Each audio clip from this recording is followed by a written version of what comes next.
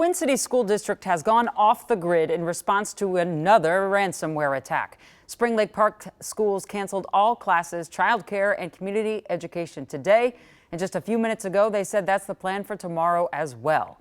So how can these schools respond to this kind of stuff? Here's Kent.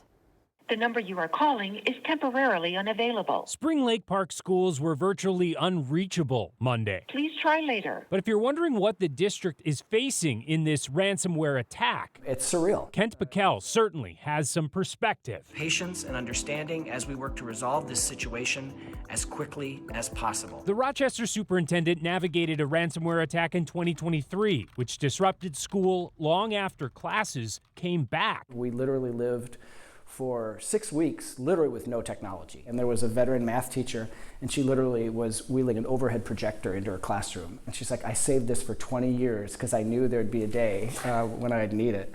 That part of it was funny. The part that was not funny is I would get calls on my cell phone telling me that they were actually going to release our data on the dark web.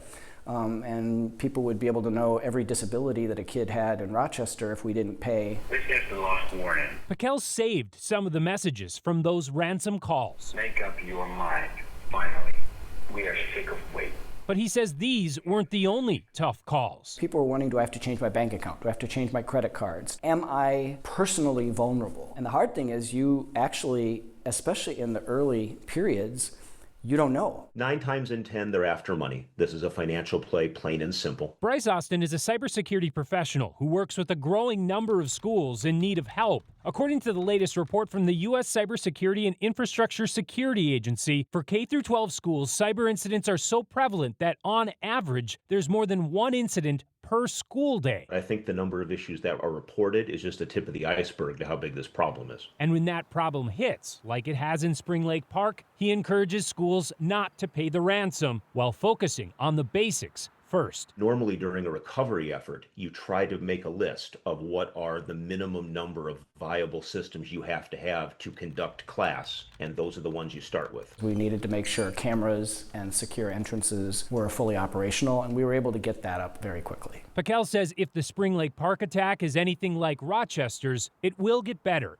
eventually. Turns out they didn't have all of the access that they claimed to have, but you're flying blind when you're at that moment.